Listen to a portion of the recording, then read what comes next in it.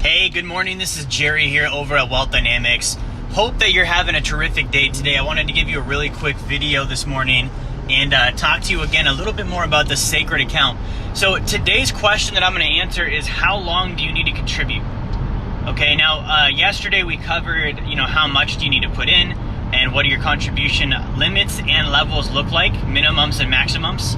And then today we're looking at, all right, well, how much do you not only need to put in, but how long do you need to be putting money in for at a minimum on the sacred account? So check this out.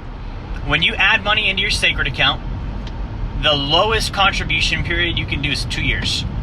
Okay, that's the absolute lowest, and you have to design it properly to be able to do that. Now, I do want to add, most brokers and most agents don't know how to do this, and if they did, they still wouldn't do it. The reason why is, somebody that adds money into a policy for 2 years, the agent doesn't really make all that much money on it. So if you're like, man, I'm going to go talk to my insurance guy and ask for a 2-year sacred account, they're probably going to look at you like you're cross-eyed or pretend that you are so that you think they can't do it. So the minimum is 2 years. The maximum is you can typically put in 20 plus years in a row consecutively on your contributions. Now, there's different reasons why you would want to put in for different time horizons. And sometimes I'll talk to people and they have the attitude of, well, I want to put in, money for the littlest amount of time possible and then stop contributing as soon as I possibly can so that I don't have to. And that's kind of like the mindset is, I don't want to be committed, I don't want to stick money in, but I want you to follow me here. Okay, if you're currently saving money in a bank or a retirement plan, you are screwing yourself. So the sacred account is factually and mathematically a better place for your money to go than those two particular accounts, retirement plans and bank accounts, okay? Now, on the basis that the sacred account is a better place to save money, why would you not continue to put money into it for as long as you're gonna have money being saved? Why would you stop? If it's a better place to put money in, that's like saying, how long do I have to eat organic? Like, you're gonna eat organic if it matters to you your whole life because you don't wanna get cancer and diabetes and kill yourself. So it's not like what's the minimum amount of time I've got to put money in. It's if it's a good idea, I'm going to keep doing it. It's just like breathing, right? I'm not going to say how long do I have to breathe and what's the minimum amount of breaths I need to take. Like, it's a good idea, so I just do it maximally and always.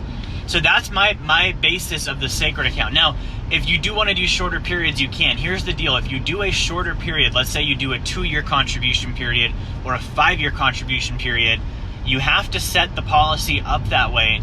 And oftentimes you cannot lengthen the contribution phase. So if you said 5 years and your 5 years was up and you're like, okay, I'm done, but I want to keep putting more money in, you can't. Like, you already ended the contribution period. You would have to start a new policy. And at that point, you're starting behind the 8 ball because you've waited, you're older, and you have to start from ground zero on the new account. So it's actually smarter to start with a longer contribution period and then stop it sooner. And what I mean by that is, if I set the account up saying, all right, I'm going to do 20 years, I can always stop at 5 or 7. I don't have to do the full 20. But if I start an account saying, all right, I'm only going to do 5 or 7 years, there's no way that I could do the 20, because the 20 is dependent on how I structured the policy. And if I didn't structure it that way, I can't change it. I'm stuck with that 5-year rolling period. I'm not going to be able to put more money in after that. So I want you to think with your sacred account long-sighted, not short-sighted. Okay, short-sighted means you're trying to put in as little money as possible for the littlest amount of time possible to try and get maximal returns. That, ladies and gentlemen, is called a Ponzi scheme. I don't offer them. The sacred account doesn't provide that. It is a long-term game. I want you to think about like you're building your own bank. Okay, it's literally like a business. You're going to contribute, you're going to grow it, it's going to take some time, and it's going to be the best thing you ever did with your money. Okay, so I hope that this video gives you some clarity and some insight. If you are watching today, really quick, I'm going to drop a link in the comments so you can learn more about the account. I want you to go to sacredaccount.com. There you go, sacredaccount.com. If you check that link out, that's going to take you to our website. It's got all of the information that you're looking for. But when you go to the website, there's an area called the vault. I want you to go and access the vault. If you're interested and you've got questions, do your research. Everything you need is in the vault. Okay, every question you have is going to have an answer right there in the vault. So make sure you go there, again, sacredaccount.com, or click the link in the comments. Thank you for watching. Make sure you like, share, and subscribe. I will talk to you all soon.